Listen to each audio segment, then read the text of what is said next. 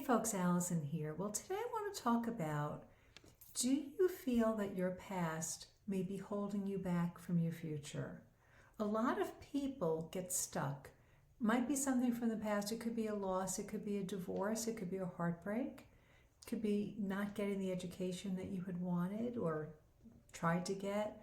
It could be an addiction. It could be that you fell into some terrible sin, made a big mistake, maybe a business mistake or whatever it was.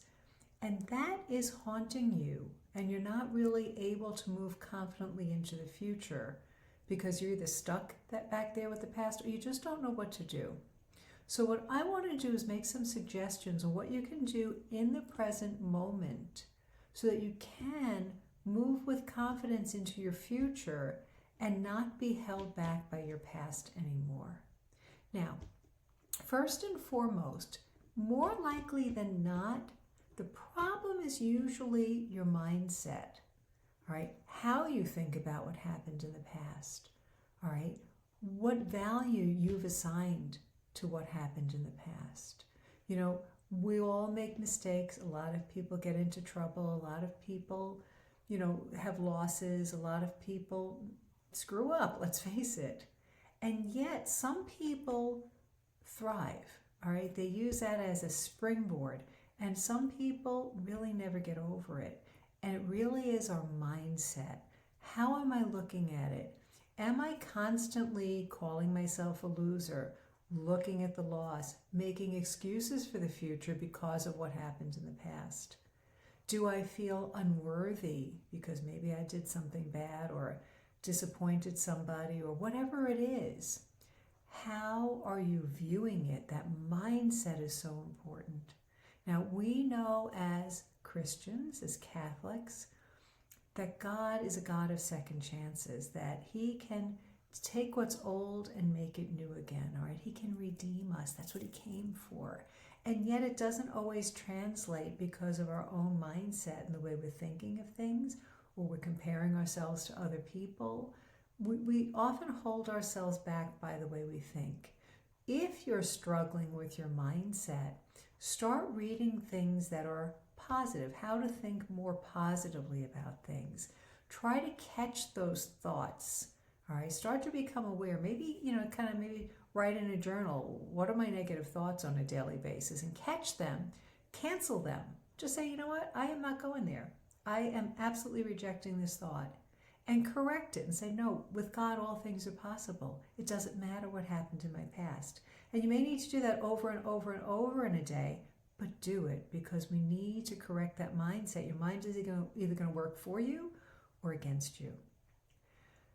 You may need to work on healing what happened in the past. Sometimes we're so wounded and we kind of hold it in. Examine it. Is this something that needs healing? Do you still feel wounded by what happened in the past? Do you still feel hurt? Do you still get angry? Those are signs that you're not healed. Reach out to a Catholic therapist, all right? Reach out to your priest. Get to confession. Whatever it is that's going to help you to heal from the past. Ask God to heal you. Make a decision that you're going to be healed. And part of healing is forgiving. Right? If we're still holding resentment, if we're still angry about what happened, and it might be very justified, but is it serving you? You need to let it go. We need to work on forgiveness. And that's not saying that what happened in the past didn't matter or that it wasn't terrible if we were hurt by somebody. And it doesn't mean that we reconcile with them, but we let it go. We wish them well. Everybody's wounded. Hurt people hurt people. Usually that's where it comes from. But to make that decision to forgive from your heart, you may not feel it. You don't have to feel it. But ask God to help you to forgive that person from your heart. Maybe you need to forgive yourself from your heart, all right? Maybe you've been to confession, but you're still holding it against yourself. And in some ways, that might give you a sense of, hey, I'm in control, if I keep blaming myself. But sometimes what happened to us was out of our control, and that's more scary. So we'd rather just kind of like blame ourselves. Let it go. Let it go. You may need to fill in the gap. That's the next thing. Maybe there were things you should have done in the past. Maybe there was education you did need. Maybe there were certain things you were supposed to do. Fill in the gap. Do them now. What is it that's missing that could have, should have, or would have been done in the past that wasn't, that you can do in the present to get back on track? The last thing, you need to review the past. All right, not keep reviewing it and ruminating on it, but literally review it from a divine perspective. What good, perhaps, has already come out of this? What good can come out of this? If God allowed it with his permitting will, he intends to bring good from it. So to review it, to see God's hand in it, right? Maybe it was a horrible breakup. Maybe it was a terrible divorce, right? Maybe you lost your business. What good can God bring from it? Right? Sometimes we got to look at those things that we hold on to that are disappointments or whatever and say, you know what? God's hand was there, and he may have prevented something worse from happening in your life. Nothing is truly lost in God's economy. Nothing. So again, let's review. Some things you can do in the present to move forward. Work on your mindset. Look at how you're looking at things. Learn to think more positively.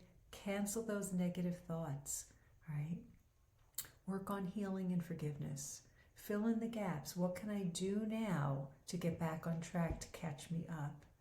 And how can I see God's hand? Maybe he was redirecting me to something that's actually been really good in my life, but I don't even notice it because I'm so focused on whatever happened in the past. God has a beautiful future for you. Nothing is lost in his economy. There's nothing that he can't heal, and there's nothing that he can't do in your life. Gotta look at your mindset though. Think positively. Trust. If it's something that you're holding guilt about, if you haven't confessed it, bring it to the confessional. It is so healing and so freeing.